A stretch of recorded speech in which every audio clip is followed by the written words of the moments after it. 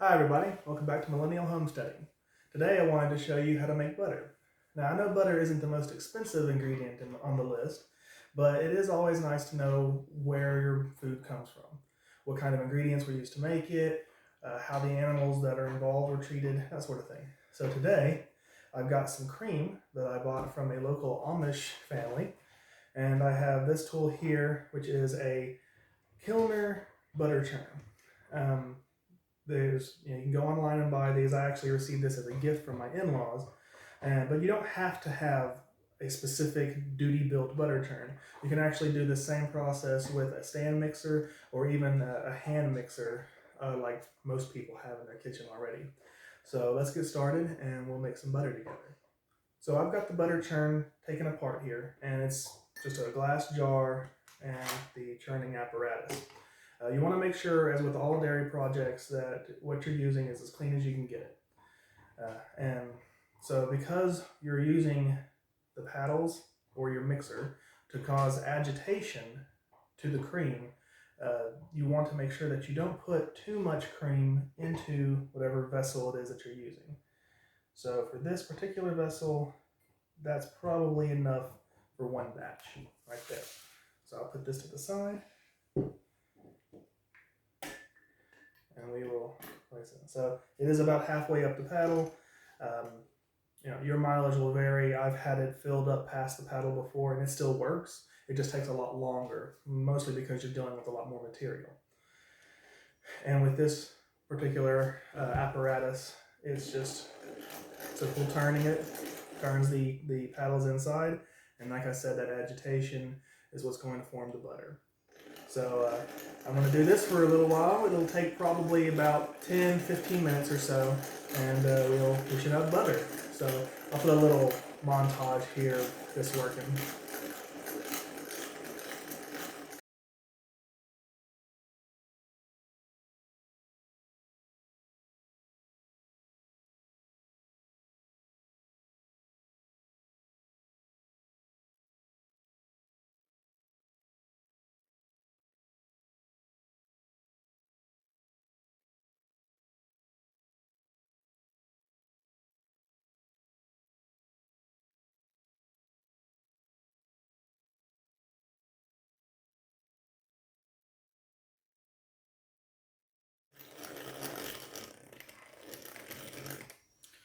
So it is at this point that the cream is starting to thicken up, and you can see it is sticking to the paddle.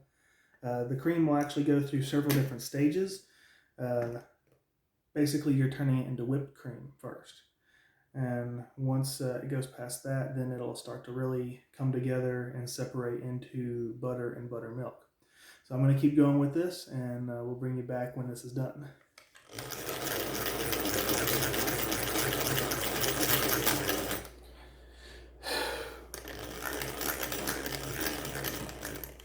By the way, this takes, it feels like it takes a lot longer than it does. It's quite the arm workout.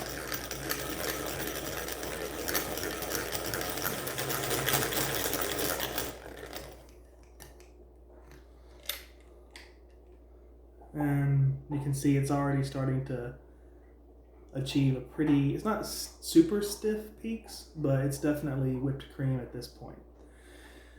But that's not what we're going for. We're going for butter, so we keep on going.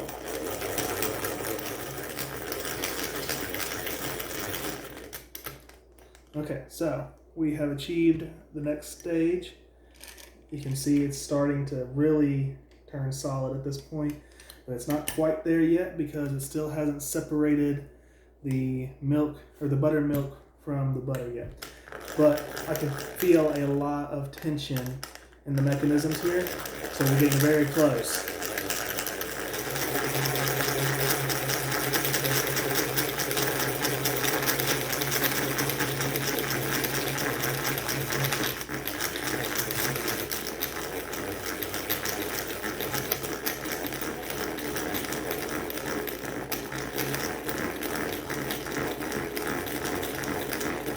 Okay, so you can see it moving around in there now. It all was sticking to the sides. Had to kind of finagle with it a little bit to get it to come back to the center, but now it's starting to really stick together. And it's really putting up a fight. And now you can see it's starting to separate to the buttermilk.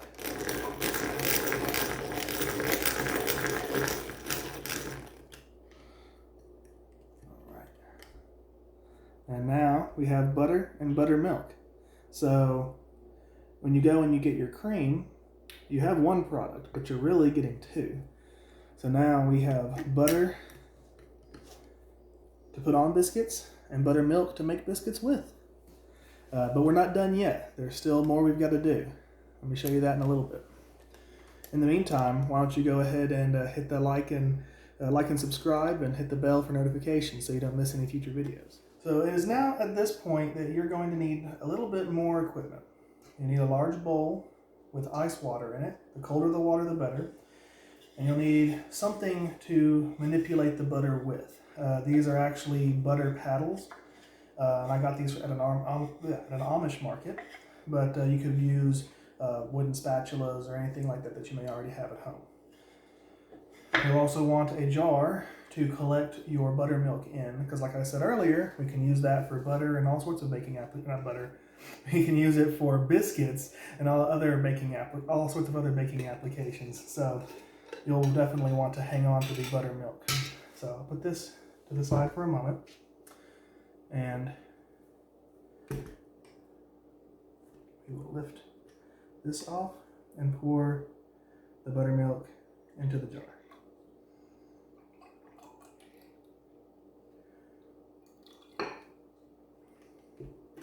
Now, if you want this to be the typical soured sort of taste that you would get from buttermilk you buy in the store, you'll actually need to culture it yourself, because at this point, it's actually pretty sweet as far as buttermilk goes. It doesn't have that culture in it yet. And I'll go ahead and set that to the side. I'm actually going to be processing a lot of butter today, so I'm going to probably have several jars full. And then at this point, we will take our butter and put it into the water here, trying not to make a mess. But of course, this is actually a rather messy process. And the purpose of putting the butter in water is you need to wash the butter.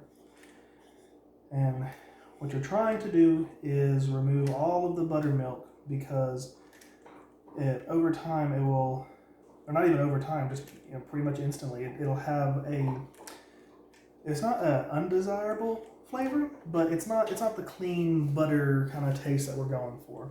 So you want to go ahead and get all that buttermilk off, and you can probably see the water's already kind of murky from the buttermilk. That's a little chunk out of there. I'll set this to the side. And this is where you want two of these paddles, because one isn't really enough. But you're basically going to take all the clumps of butter and squish them together and try and wring all the buttermilk out of them into the water.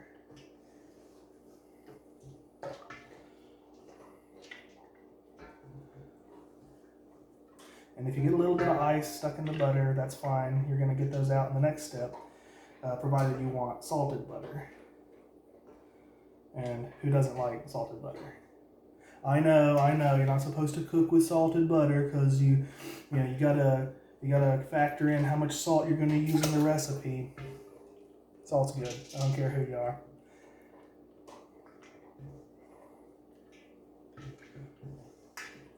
But you're going to repeat this squeezing process, changing the direction every so often, until you're satisfied with how much buttermilk you've gotten out of it. You'll never get all of the buttermilk out, but you want to try and get most of it. Made a batch of butter here a little earlier that I didn't end up getting all the buttermilk out of it, and it did have a not a sour note, but kind of just a different taste to it. Okay. And so at this point, I'm actually fairly happy with it.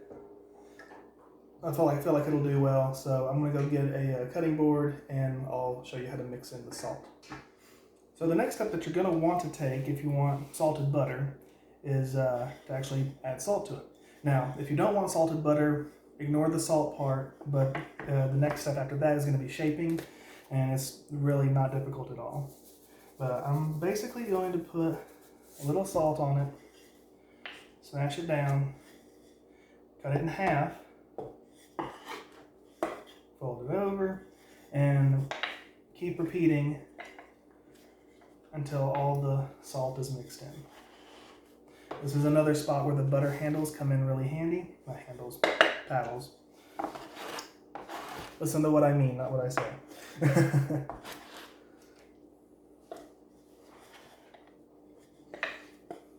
And it doesn't have to be salt either. It can be roasted garlic, it can be herbs of any kind, you know, however you want to make it. You can make all kinds of compound butters. You could make cinnamon butter.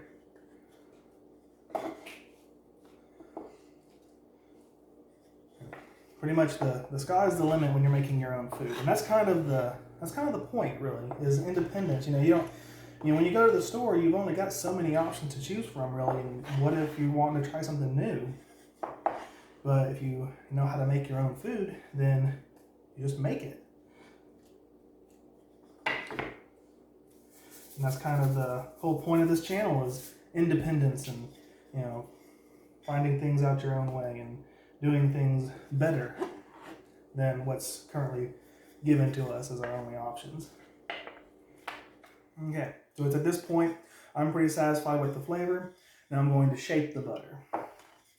And that's kind of what these grooves here are for. It helps the paddle grip onto the butter a little bit better, but it also gives it a really nice design on the butter once you've gotten it to the shape that you want it.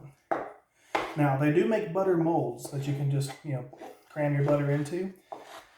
And those are, you can have those nice little neat pre-measured out butter sticks. Those are useful for those. But for this video, I really like making the small little loaf. Isn't it cute? But it's really just as simple as making a little cube with the paddles.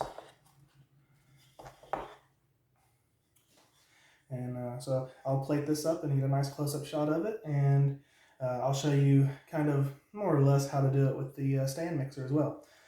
Everybody, meet Whippy. This is a gift that my parents got for us for our wedding, not wedding anniversary, for our wedding day. So it was a wedding gift from my parents. I think that's pretty much the only way people typically come by KitchenAid mixers. But today he's going to increase his repertoire from just batters and cookie dough and stuff to making butter. So I've got the cream in the bowl. I'm going to lower them down, lock them in place, and start them fairly quick. So you want good agitation, but you don't want him to start throwing the cream everywhere. Since he's a little on the noisy side, I'm just going to bring in snippets every now and again and show you how it works.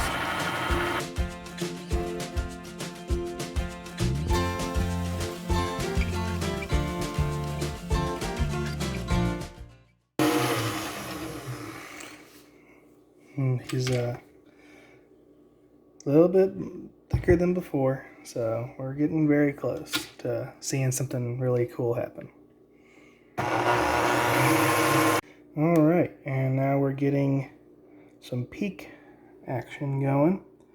So we are getting very close to having butter.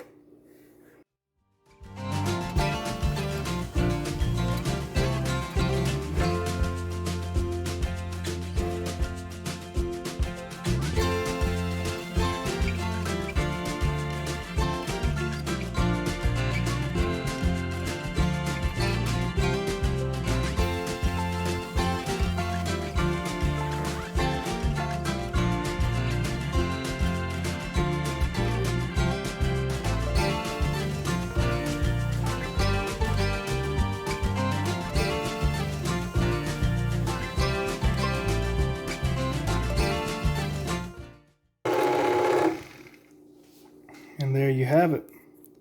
We've got the butter fat separated from the buttermilk.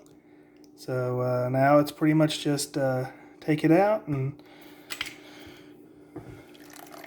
do with it like you would with the other method. And there you go. So there it is, guys. It's not exactly the cleanest process. Cream does get thrown around a little bit, especially with the mixer method. But you know, you go out and you buy one product and you end up with two. So I think that's a pretty good deal if you ask me. So like I said before, hit the like and subscribe button, hit the bell for notifications, and I'll see y'all next week. Thanks for watching.